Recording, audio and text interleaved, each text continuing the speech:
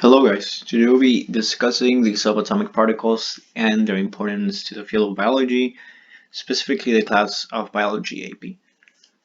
So most of the times the human brain does not like to picture them really small, because when we don't see things, they tend to be incomprehensible to say. We don't believe in them or we don't understand them. So here is the thing. Biology has to do a lot with the small because in order for us to understand the big, we need to understand the small first. And if we look at our organization of life, we start with the small singular organism and we get as big as the biosphere. But there's things even smaller than the organism because the organism itself has complex behaviors that make up an interaction in an environment, but we can't really understand those behaviors if we don't know what's happening within an organism. We need to know what's going on in there to understand why the organism is behaving like that in its environment. And this is why we go even smaller all the way to the subatomic. And it's not a direct linkage. Subatomic particles do not necessarily have a direct linkage to the hunger of an animal. It's not per se that straightforward. It's an augmentation process. Subatomic to atomic, molecular, macromolecular, and eventually tissues and such on, right? But first, we need to understand the smallest of the smallest so we can understand those further topics. So without much saying, let's get into the three most fundamental subatomic particles that make up an atom. So the atom, as we know it, is comprised of three subatomic particles. I'm gonna draw them on the side before I get into the atomic model. I don't want to confuse you. The proton or proton is a positively charged particle.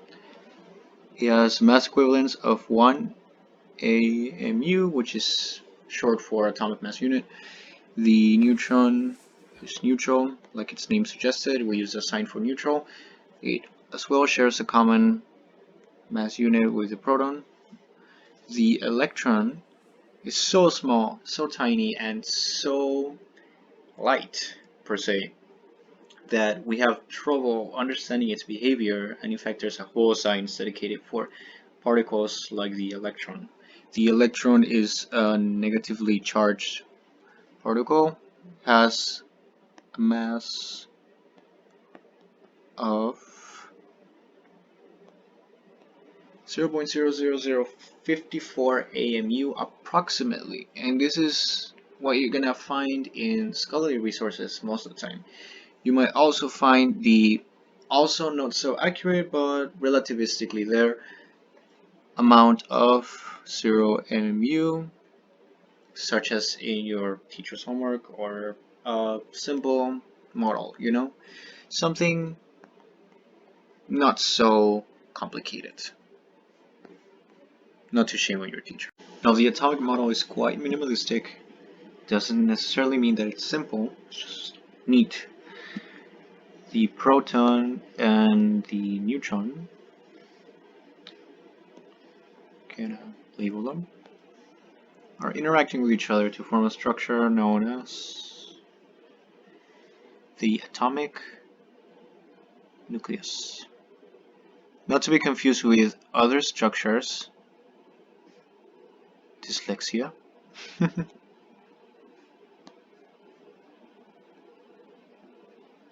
I know there are several nucleus out there, but we're not talking about those. We're talking about atomic nucleus. The electrons in here are not per se orbiting, but they're interacting with the nucleus in ways that we will discuss later, but they are closely interacted with the nucleus at a distance. So this is basically the most basic atomic model. Now I would like to discuss about how these items individually change the characteristics of the atom, because as we know, not all atoms are the same. In fact, we have a periodic table of elements that shows how each atom has its own individual unique characteristics. So let's get into that. The proton is responsible for determining the identity of an atom. We'll get deeper into these, but let's list them first.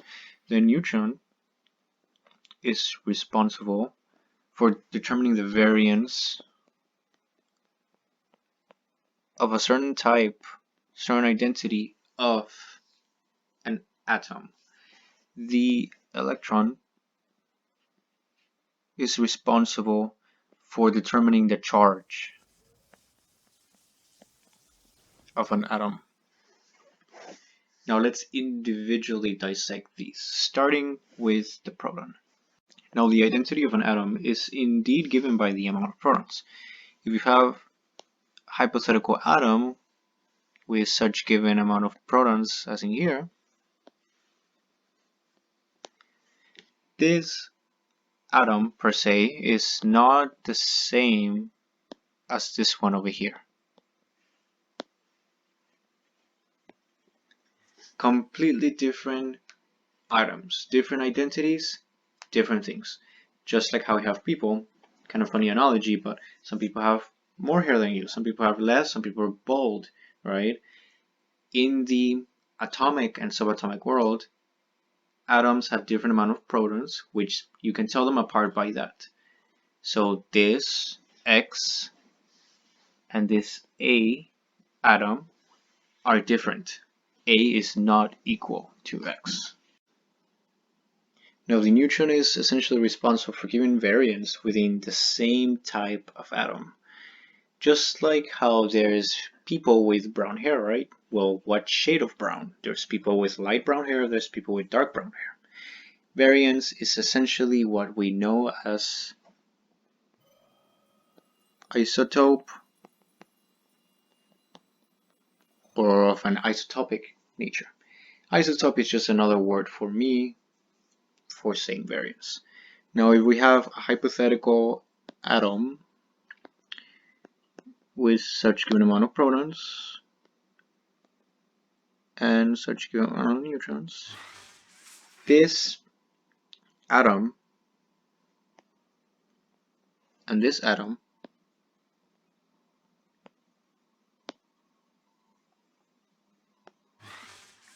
are the same.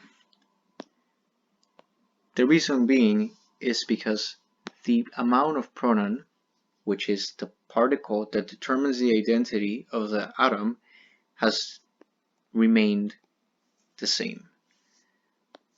The only thing that has changed is the amount of neutrons. If this is the original atom, X, this would be X prime, or it would be isotopic. It would be the isotope of this atom. Simple enough, right?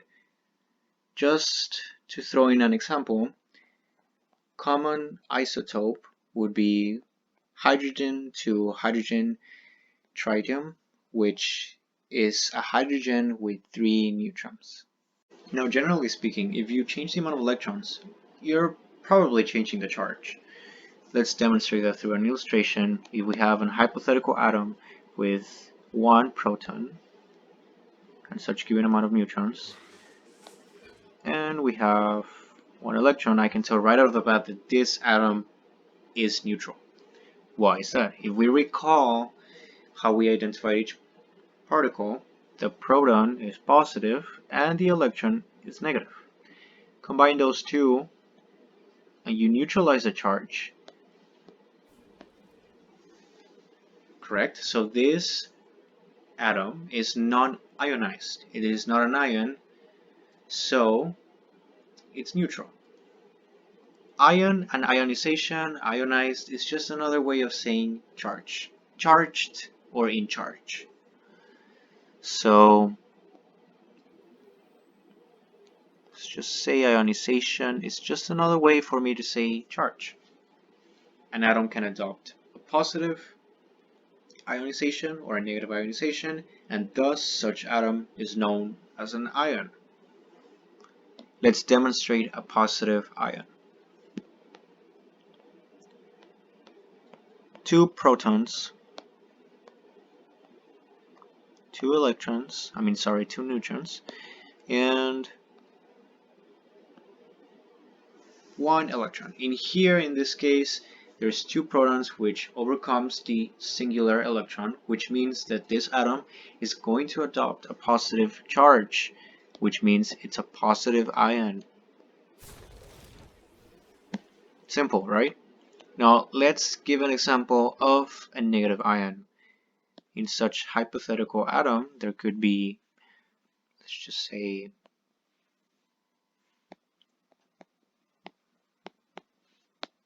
such amount of protons, such amount of neutrons. But in this instance, there is 4 electrons. And in this case, the negative charge overcomes the positive because there's 4 versus 1. Such atom would adopt a negative charge, which means it is a negative ion. Now, ions, the ionization of an atom doesn't necessarily change the identity. In fact, it doesn't at all. In the examples that I gave you, the number of protons were different. So the identity of those atoms was completely different than this neutral one. But let's give an example of an atom where the identity doesn't change, but the charge does. Hypothetically speaking, such atom in nature would have two states, otherwise known as electric behaviors. For us to have a neutral atom, we would consequently have to have an equal proportion of protons to that of neutrons. Why? Well, the answer is quite simple, because we want the net charge for a neutral atom to be 0. The net charge being the final charge of the atom. In this drawn scenario, the net charge is 0 because the two negative electrons contrast the two positive protons. If we want a positive ion, in the other hand, yes, we would have to keep the same amount of protons because we don't want to change the identity. And yes, we would have to keep the same amount of neutrons because we don't want to turn it into an isotope. But we would have to have a number of electrons that is disproportionate to that of the protons, in the sense that it would have to be less because we want a positive number. We want n greater than 0, right? In this case, this could be called a positive ion because n is 1, positive 1. If we want a negative ion, the same stays for the protons and neutrons. However, we want n to be negative or below 0. So in this case, I'm going to choose 4. Could have been 3, but 4 is also a number that is less than 0, right? In here, n is at the end negative 2. If I would have picked 3, it would have been negative 1. Now you're beginning to understand that this whole ionization charge deal has to do with the proportion of protons to that of electrons. But you're beginning to ask yourself other questions like, could you manipulate also the protons in order to form an ion? The answer is yes, it is possible, but that method is not as common as the change of electrons. The manipulation of electrons is much more seen in nature than that of the manipulation of protons to change the charge. Now that we've discussed ionization mechanics, how it works, how we can differentiate them, let us go back into something more fundamental, into understanding the behavior of the electrons themselves. So the behavior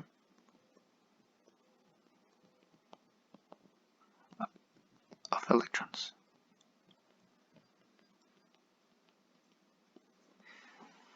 There's a word that can summarize what these particles behave like, and that is quantum.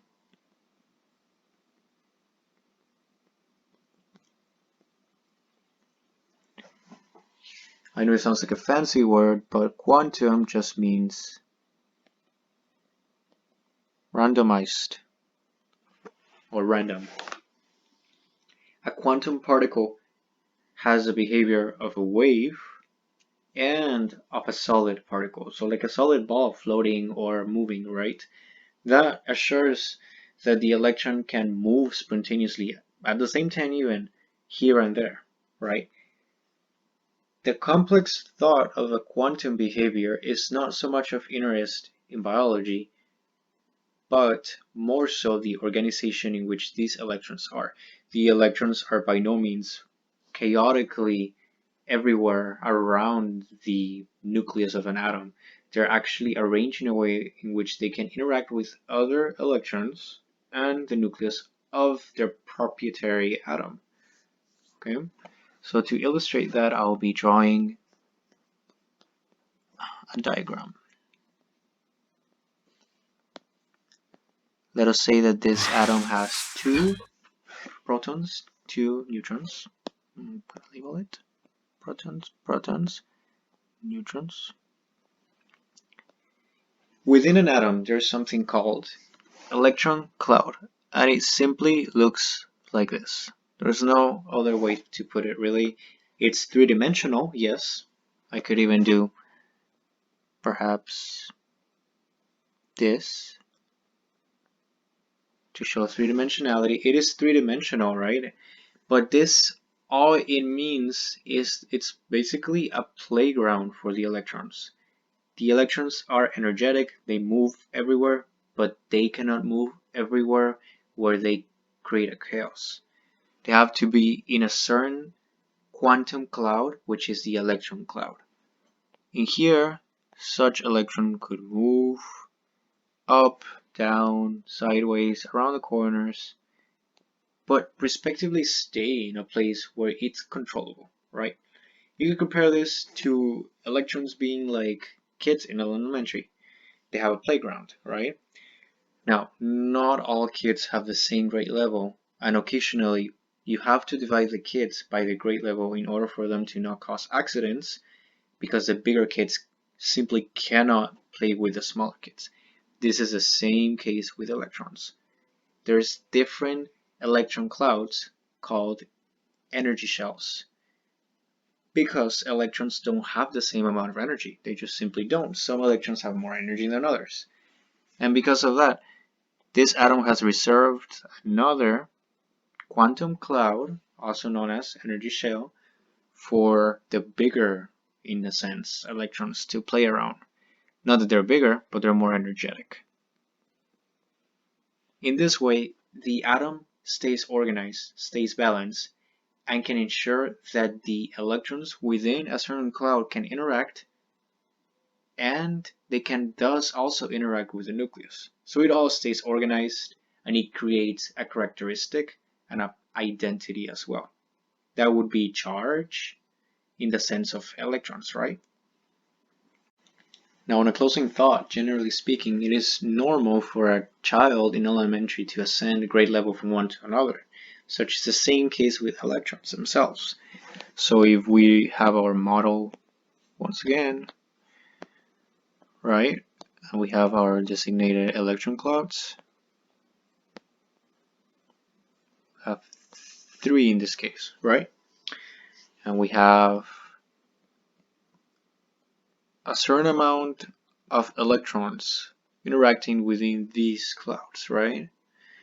It is possible for, per se, that electron to move here. How? Through a method of excitement. How does this excitement work? Well, generally speaking, excitement works through the interaction between a photon and an electron. And this same basis is the fundamental idea of photosynthesis explained through an atomic level. Crazy, right? How we can tie photosynthesis into this? Well, here's the big deal. A photon ray hits the electron and it moves here and here. Now, when kids take a lot of sugar, they're not stable. They need to sleep and they actually need to calm down, right? Or you would hope so. The same thing is true with electrons. You can say electrons are children, I suppose. This electron now here is highly unstable and must move back here to stabilize. Otherwise, it creates chaos within the quantum field, and you don't want that, and you don't want the atom to be all unstable and chaotic. The ability for an atom to energize itself and de-energize itself is a fundamental concept of photosynthesis, and it's also a fundamental concept of the dynamics and how the electrons work. But for now, you should know for sure that electrons can actually be energized and move from an energy shell to another one. So again, an electron can move from A to B to C through means of a photon interaction. Now in future videos we'll discuss of why exactly excitement is an important role in photosynthesis, why it occurs, how it affects organisms, how it affects a bigger molecular mechanism. But for now you've completed this video and you should hopefully know more about these subatomic particles, how they pertain to the atom, how they affect the atom, how they work within the atom, how they interpret the physical and unique characteristics of the atom, and how they behave as individuals. Thank you for watching this video, and we will see each other in the next one.